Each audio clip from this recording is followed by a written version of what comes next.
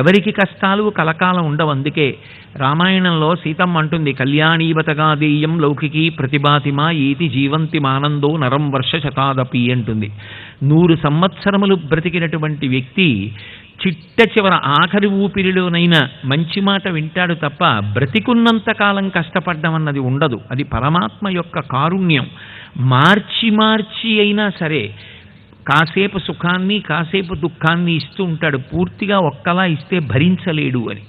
అందుకే అవన్నీ పరమాత్మ తన దృష్టిలో పెట్టుకుని పాపపుణ్యాలకి ఫలితాన్ని ఇస్తాడు. ఆ పాపపుణ్యములకు ఫలితమును అనుభవించడానికే ఈ శకటం వస్తుంది.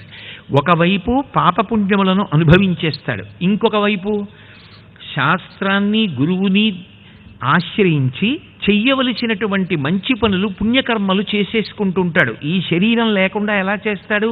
ఈ శరీరం ఉంది కాబట్టి నేను ఇప్పుడు భాగవతం మాట్లాడుతున్నాను. ఇది లేకుండా ఎలా మాట్లాడతాను? ఇది ఉంటే మాట్లాడాలి. ఇది ఉంది, ఓ ప్రదక్షిణం చేస్తాను. ఇది ఉంది, ఒకళ్ళకి ఏమైనా ఇస్తాను.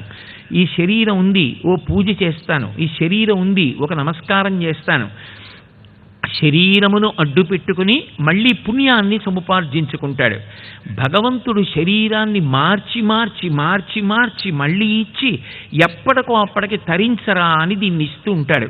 ఇక మళ్ళీ ఈ శరీరంలోకి రావలసినటువంటి అవసరం ఎప్పుడు పోతుంది అంటే నిశ్చల ధ్యానమునందు చిట్ట చివర పరమాత్మని ఇక్కడే ధ్యానం చేస్తే ఏదో ఒకనాడు ఆయన పాద స్పర్శ తగిలితే ఈ శకటము భిన్నమైపోతుంది. ఇక మళ్ళీ రావలసిన అవసరం ఉండదు.